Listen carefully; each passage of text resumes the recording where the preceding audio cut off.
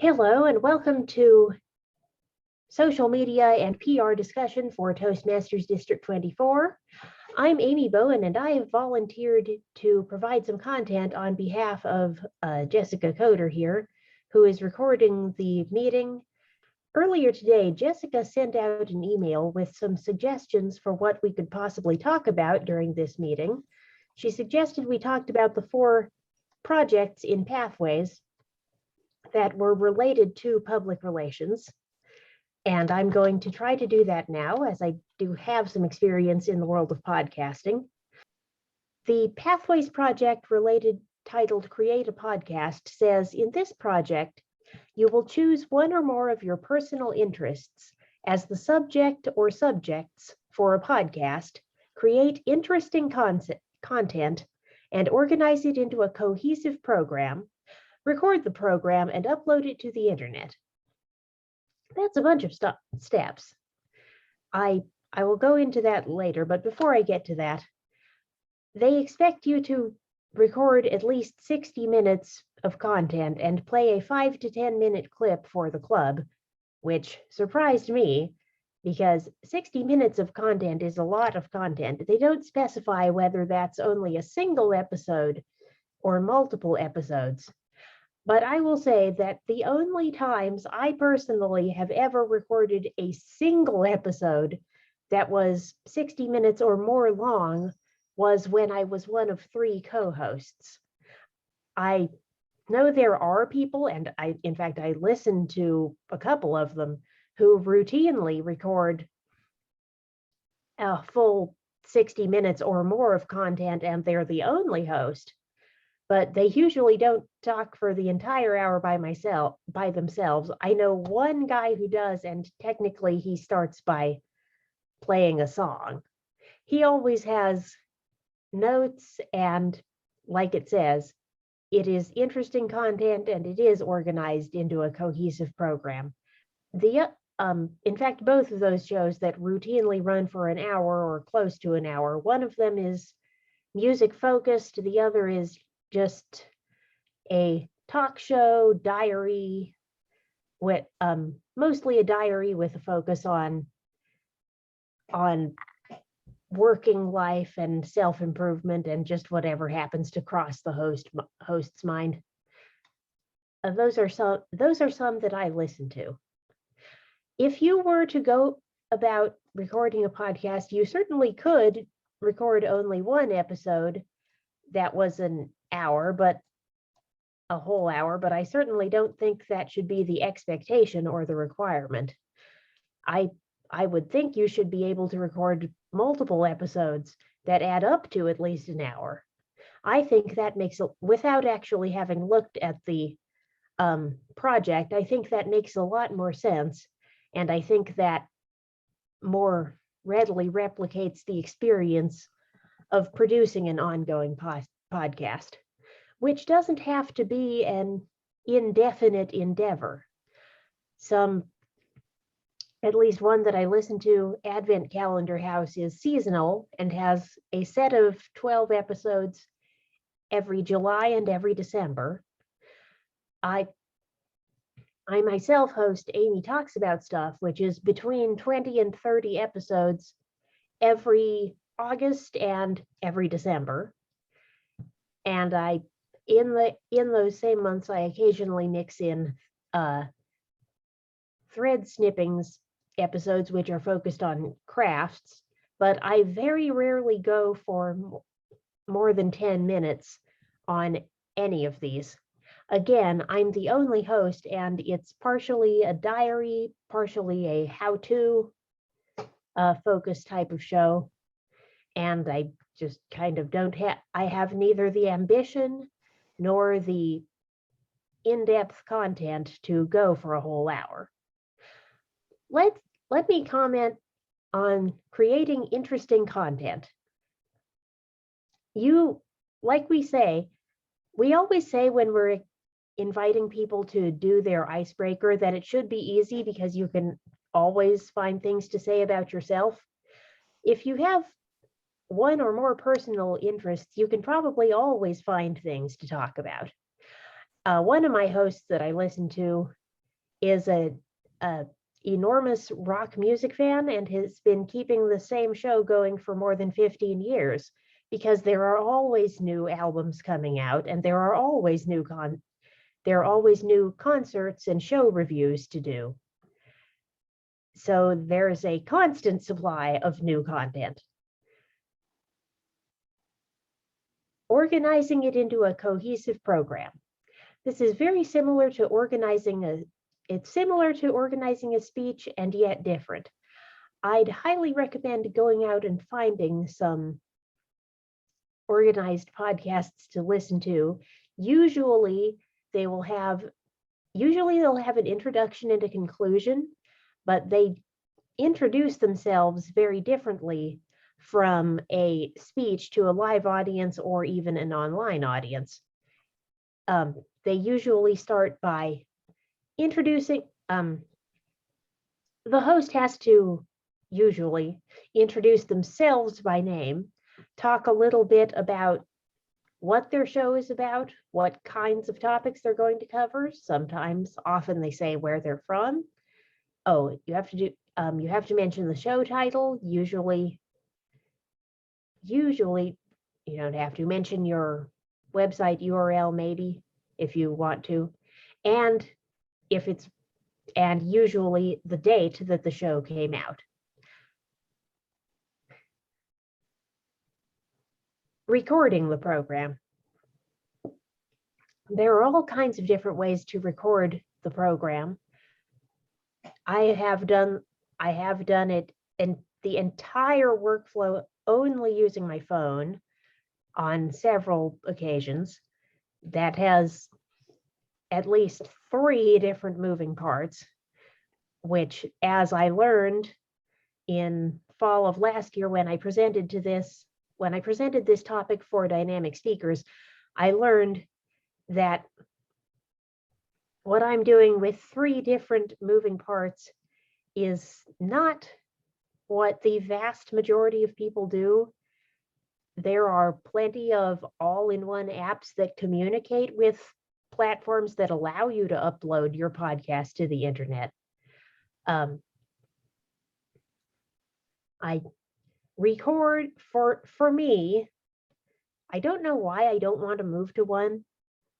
Probably because I've just found something that works, and it's pretty much inertia. But what I do is record in Auphonic, upload to Auphonic, which adds an intro and outro that I recorded earlier, and then take that file and then put it on WordPress, which is what the organizer, what it's called, a content management system for my personal website.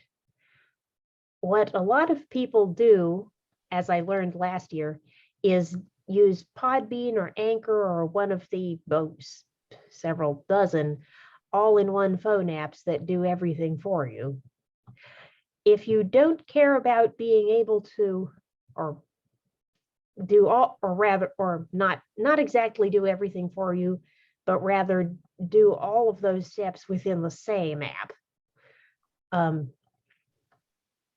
If you don't care about mobility, or if you rather be recording at home at a sit-down desk, like I'm doing right now, and it's a whole different workflow, you'll need some kind of program on your computer that records audio, which of course I'm doing right now. I have, don't ask me how because I haven't, but I think there's a way to get the audio from Zoom separate from the video. I believe it records in MP4 by default. And I know there is some kind of way to separate out just the audio from that, but I won't go into that because I don't do that. I use Audacity to record just the audio but no video. And Audacity also lets you do various things like add music and sound effects and make your audio louder or softer and fade in and fade out and fun and generally make it sound good. Then, finally, upload it to the internet. Basically, your options are put it on your own website or someone else's website. I am nerdy enough to have my own website. Anchor and Podbean are the two that come to mind where they are, well, they're someone else's website, but they allow podcasters to upload their shows and make them accessible to people through podcast directories. The project covers 3 formats: talk show, Q&A, informational, single or multiple hosts, and entertainment. Those are 3 of the most common formats, both for traditional radio shows and for podcast shows. Many podcasters have interview guests on to do a sort of informal talk show, and some are informational. Like the informational one that I listen to a lot, Techno is, and this is their exact info, Technorama, the show that covers tech, science, sci-fi, and all things geek. And which has 2 hosts and a very, very strictly organized format with multiple segments, each of which is introduced by a particular music clip that signals, okay, this new segment is starting now. On This Day in History even has bed music, which is music that is playing continuously under the audio of the people talking. And that is one of the higher production value shows that I listen to. It actually has a full-blown mixer board with an iPad app that controls the audio clips and music and things. All right, I have expanded upon most of the notes in this, and I will conclude this section of the talk by saying, yes, this is a thing you can do. It's not necessarily an ongoing commitment, unless, of course, you want it to be an ongoing commitment. And although many people record these things and post them on a regular recurring schedule, like every week or every other week, there are some people like me who just do it seasonally during specific times of the year. And it's all good, and the times have changed and have made the barriers to entry quite a bit lower, since there are so many dedicated all-in-one applications that make everything from recording to uploading really easy. And I presume you can interact with those from a computer too. I haven't tried. All right, I managed to talk for 15 or 20 minutes. And I realized that was a lot of information. I tried to be organized and user-friendly, but please ask me questions. Ask me anything. Yes, Cynthia. All right. So my question is this. First, my statement, then my question. I am not really technical savvy, so therefore, with you starting your own podcast, were there certain websites that you went to be able to figure out, yes, from top to bottom and all in between? Anchor.fm was one of them. That's one of the largest ones. So they does that give you the instructions of how to do things and how to where to start? Yes. What about as far as topics? Suggestions on topics? Oh, well, you've got your book club, so you could just use that same content. That just happens to be the first thing that comes to mind.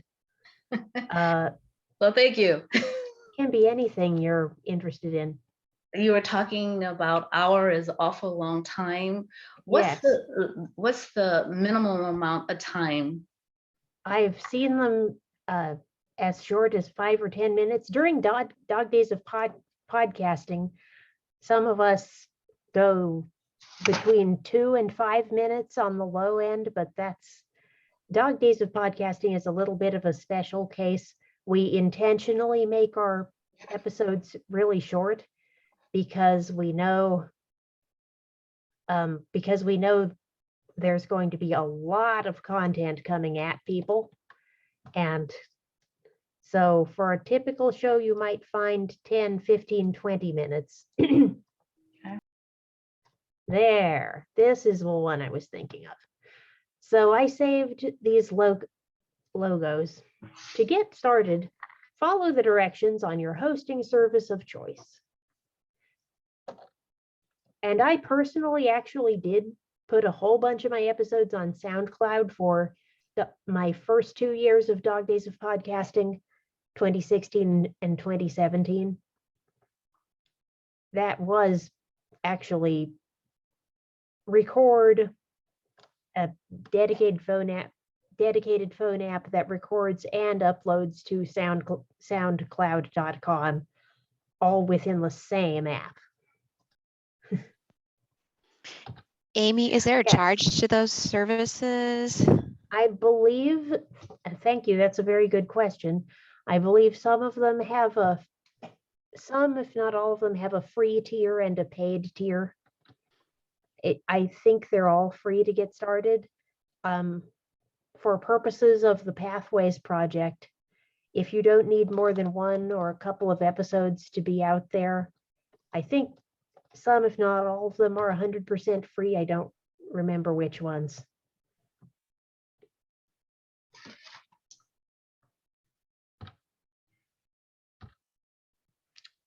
Yes. So from what I made for dynamic speakers, the how listeners, you probably, since this is the PR and marketing show and discussion, how listeners find out about new podcasts is primarily through other podcasts, social media, and word of mouth, and things like that.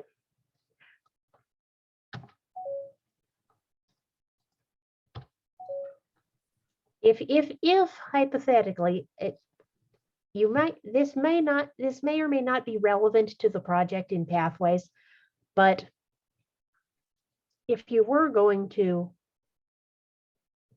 if you actually got interested enough in your topic to want to keep doing it on an ongoing basis, you should stick with a release schedule and communicate with your audience. Encourage listener feedback by any method they may want to use to communicate with you. Even ask them to send in audio comments, which I have on a number of occasions. It's actually one of my favorite parts. Yes. For further reading. Podcasting for Dummies is a book coming this month, by which I meant coming in October or November of 2020. So that 4th edition is now about a year old. But there is a For Dummies book on podcasting. I know I happen to be lucky enough to know the people who wrote it and contribute to it. And the podcast movement and podcast university are a great source of information for anyone, including absolute beginners. And then I set aside time for questions and answers, but we're kind of already doing that. So Amy, yes, you talk about the audience.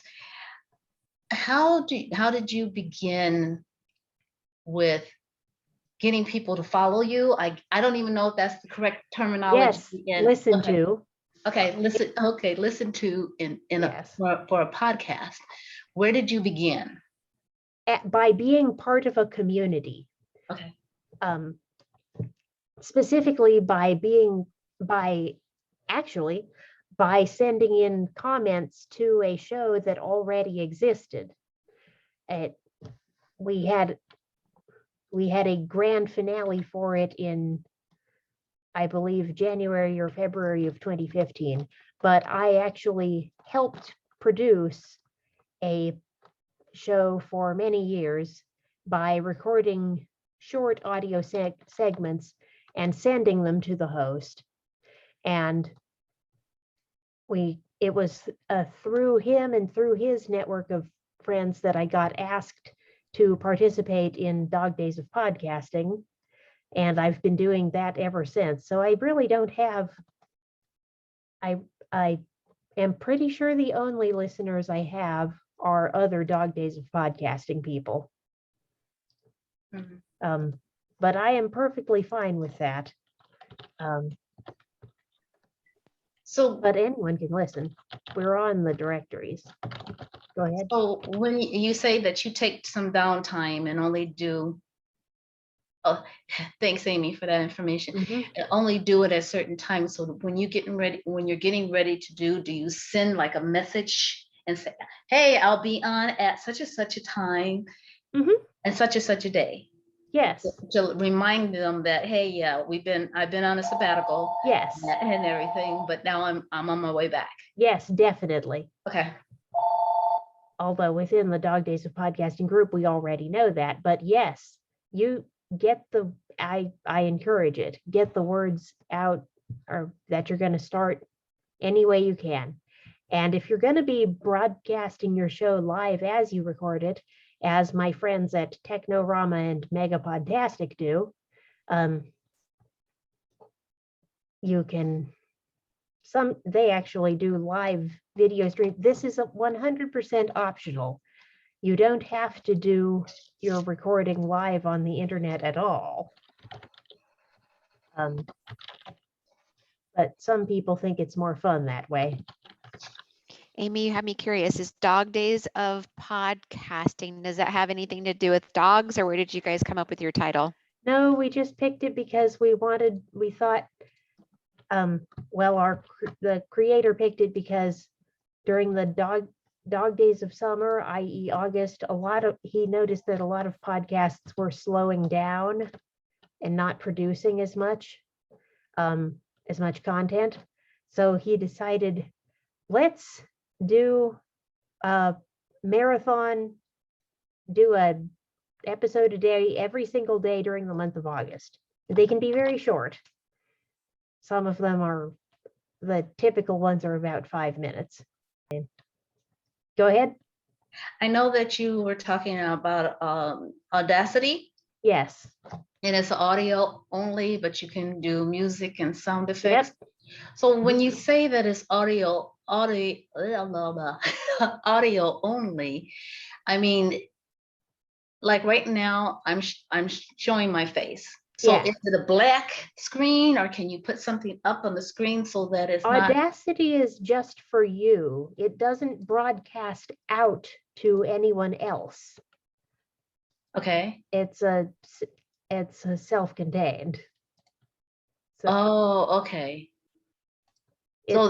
So would you, after you do whatever, tweak it, whatever you're wanting to do, can you download it? Yes, because it's not. Well, Audacity, it's never been uploaded anywhere. Anything you've recorded in Audacity only exists on your computer until you upload it somewhere.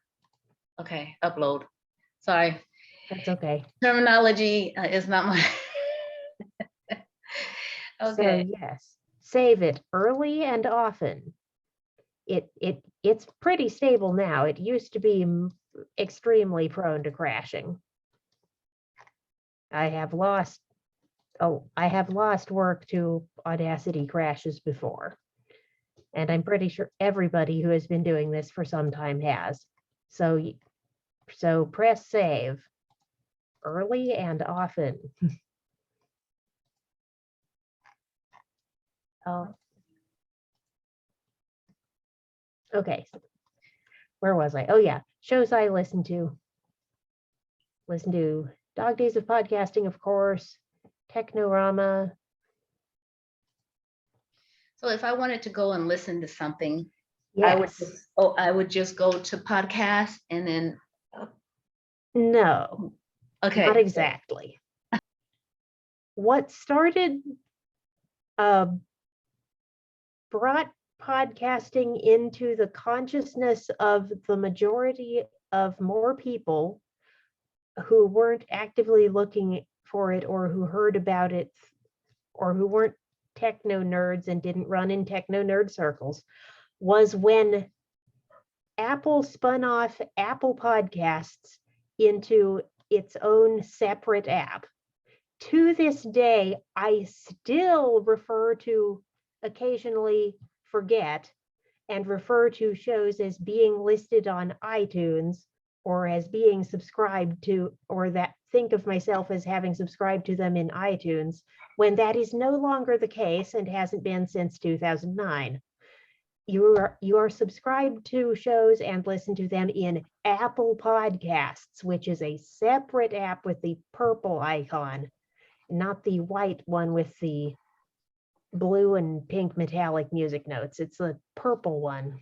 So, but it's certainly not the only app. And oh, and also in those days, from 2005 to, and especially in those early days, do I need an iPod or an iPhone or an Apple anything? No, you don't. You don't, in fact, need an Apple anything.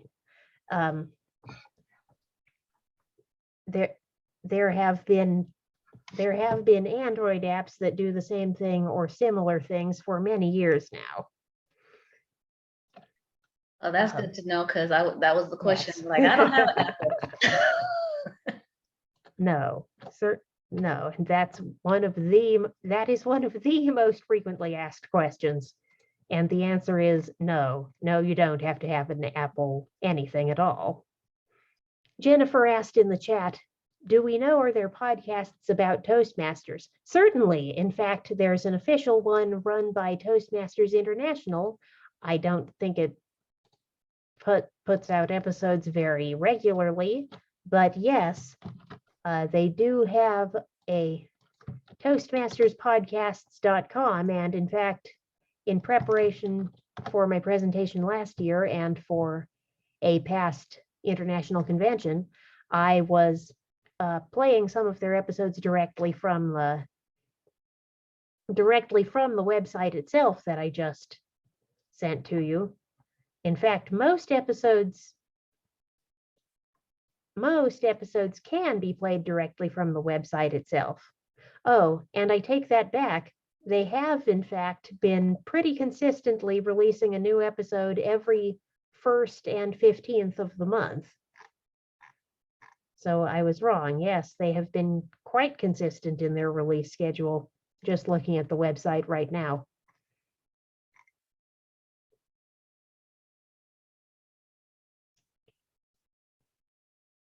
And on both this website and my own, the listing for each individual episode has its own play button that you can actually play it directly from your computer or whatever other device you happen to be using to look at the website.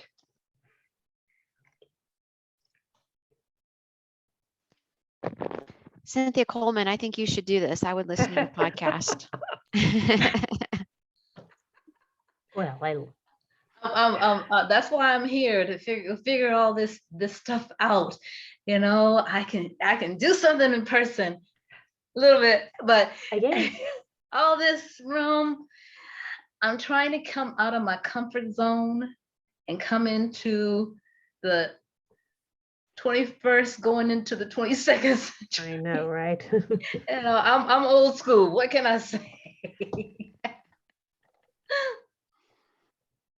Yeah, well, I'd strongly recommend you start by listening to some other people's shows. Okay, I like that So advice, Amy. definitely. So because that way you'll get used to the format and I talked a little bit about podcast intros and outros.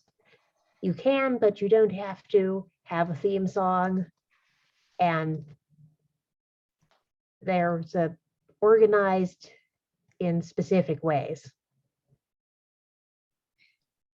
I did have one. Yes. I did have one more question. I'm Yes. looking at my notes really quickly here to see if it will jog my memory. You did talk about the talk shows that did Q&A. Have you Yes. ever listened to one that kind of Certainly. like this is good? Oh, I have, yes. We did some recent, we've had some really good ones. There have been some really good Q&A interview episodes of Megapodtastic and of Jack Mangan's Deadpan podcast. And when you start yours, Jennifer, as she's looking, hit me up. I'll be there for you. I got your back. Okay. And we'll be guests on each other's podcast too, right? Yes. Yes. We'll collaborate. I gotta say, most of the shows I listen to regularly are either informational monologue or informational with two co-hosts, as opposed to Q&A or interviews. The only Q&A interviews that think I've actually listened to recently, although some of them are on no, Rock and Roll Geek Show has some really good ones. Hang on. Well, as you're looking for that, Amy, I have to say thank you for stepping in.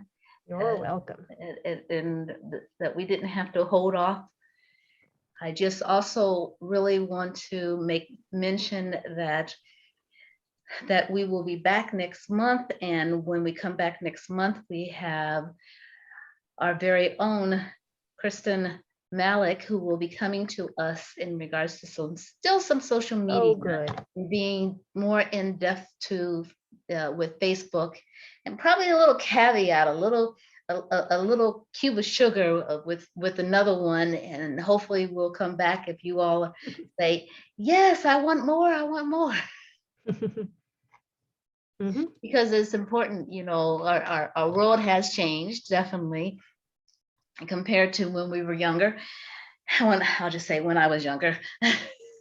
But I think that it's important for us to learn everything we possibly can in regards to this new world that our young people are dealing with, including y'all all young.